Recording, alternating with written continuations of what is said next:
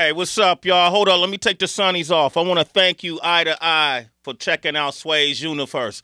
And I appreciate it. We got so many videos we want you to see, so push that notification button for me. Do it now and enjoy the video. Peace. Ain't no phones, no recording. No recording. Count my guap in the morning. In that coupe, just Gordon. Sway in the Morning, Shade 45. New single. It's called Believe. Featuring Quavo and Lil Yachty is out now. A-Trak is here, ladies and gentlemen. A-Trak is here.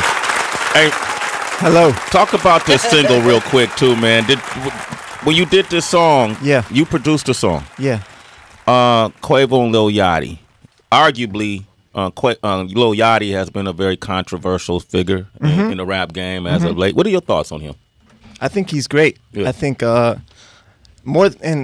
I gotta say, more than anything, I really like his charisma and kind of, you know, even his professionalism. Like, people, you know, I think some of the older heads try to knock him, but to see someone like him, doesn't smoke, doesn't drink, is a good influence on people, and he's such a character. Like, that's undeniable. And then anybody's entitled to their opinion on the music. I like a lot of it, and I like the idea of me doing a song with him and making sure that we got, you know, a performance out of it that was good, because he really sounds great on the song. Just a well-balanced song. Him and Quavo together. Yeah. Did they come in together to do this? Oh, wow. That's unheard of, especially with that generation. Yeah, right? So then, you know what? I think, like, in that circle, they do, like, you know, the Quality Control QC family. We recorded at that studio in Atlanta with their usual engineer, and that's what I wanted to capture, was like them in their comfort zone, just trading bars. You know, I think even that is kind of forgotten. Like, Migos and the people down with Migos, I feel like they don't get enough credit for bringing back that style of just like going 4 bars one dude, 8 bars another dude, like going back and forth. That is so hip hop to me. That's Run DMC, man. Yeah. So to put them, you know, representing the newer style, in that format, I thought would be fun for a song. I totally agree. So that's how they did it. They were just did they kind of freestyle their verses, or did they write? Did they? Half and half. I mean, they didn't write, but you know, they would just. It was cool to see them go in the booth one after the other, because you could see that sort of friendly competition coming out. Where Quavo would go in and do his part, and Yachty would be. You could see the look in his eyes that he had to come correct after Quavo, because Quavo's a hell of a rapper. Yeah. You know, and then Yachty would come in and I'd be like, oh, okay, he did his thing, you know, and they would just go back and forth. It was fun. How did you come up with the music? So it started with another beat, actually. So it started with a track that myself and Richie South, who's a producer from Atlanta, have made.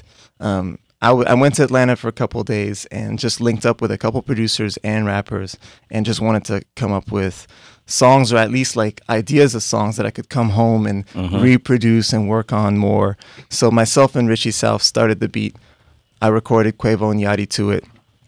Then I sat on it for a couple months, to be honest, because I knew I had to change the beat, but I wasn't sure what to do to it yet. Yeah. And I ended up working with even a couple of other co-producers, but I always had the idea in my head that it had to be very catchy and simple, and like I wanted that footprint that when you hear like, you know, 1 or 2 seconds at the beginning of the song, you know what it is. I always like that about songs. As a DJ, I like when you could drop a song and you're like, all right, it's this one. Yeah. You know? Yeah, so that was it. As a DJ, I noticed today that you were doing a lot of scratching and cutting, and you saw that. I saw that, and I always pay close attention to. We have a lot of guest DJs here, and not everybody does that. Majority don't, and that's what I come from. You know, I know you can't call yourself a DJ unless you could do those things too. Yeah, blend well, the whole nine. I went to your old radio show on the West Coast back then too. I remember you came by the Wake Up Show. Yeah. Oh shit! I didn't. Oh man! Oh man! I was on there when Revolution was the DJ, and I remember and Revolution was like, "You got to hear this guy," and I, went up and did a little thing. You did something. I was on the Wake Up Show. Yeah. I don't have. When we first met. Yeah. Wow. Yeah. That was a while ago. Did we video? Were we filming at that time? I don't think so. Shit. Yeah, that was a while. That was a while. I'm older than I look. Oh, you look great though, man. DJ Revolution still on the Wake Up Show. We do it Monday nights here. King Tech. Why is that important? for you to still do this? Like, you've been through all realms. EDM DJs don't do it at all. Hardly. Most DJs, most don't. Yeah, most don't. For me, it's important, mainly because this is like my identity. It's where I come from. You know, so. You know, I think some people might know me for, you know, what I do with Fool's Gold or having worked with Kanye or whatever, you know, festival type shows I do now. But my start was winning DMC battles. I was a world champion when I was 15. Wow. You know, and oh my gosh! And you know how hard that is. It's damn impossible. Winning the DMC is kind of like winning the Masters in golf. Okay, the Masters and tennis. Okay. The golf Masters is golf. Wimbledon. It's like winning Wimbledon. It's tennis. Okay. Racquetball. Yeah. Squash. Sorry. You ain't ping pong. I'm on the wrong show. All right. All right, so at 15, so that's... I was world champion at 15. By the time I was 18, I was 5-time world champion, which was a record. Wow. Yeah, and when I was 15, I looked 11, so it was pretty funny. Like, you could still... If you go on YouTube and type A-Trak DMC 1987, you'll have a laugh. But that's how I, you know, put my name on the map, and, like, single-handedly becoming a world champion at that era... Everybody was aware of those battles. You remember that? Yeah, you know, I probably was there when you won. That's what I'm sitting there trying to think. Yeah, well, the year that I won the Worlds were in Italy. I wasn't there. Right.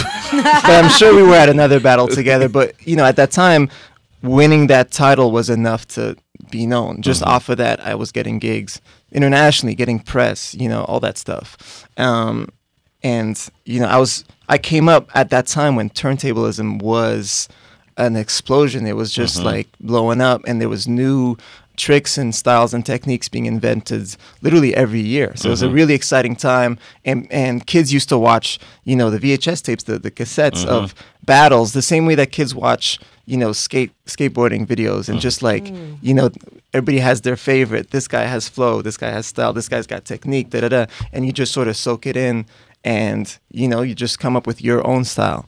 And that was my come up, and you know, I've always wanted to continue it, and if not only continue but adapt it with the times.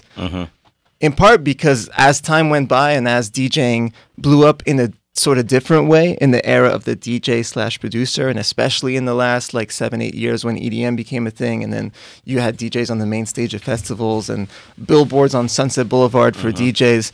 I felt like it got to a point where there's this giant misunderstanding of like everybody knows DJs in a general sense, but a lot of people don't really know what DJing is. Yeah. And it became more and more my platform to talk about DJing, to expose, you know, the different angles of it and how the craft works. And as it turns out, you know, scratching, turntablism, that's my take on DJing. So the more time went by, the more I realized that's going to be my way to stand out in a landscape where there's a bajillion DJs.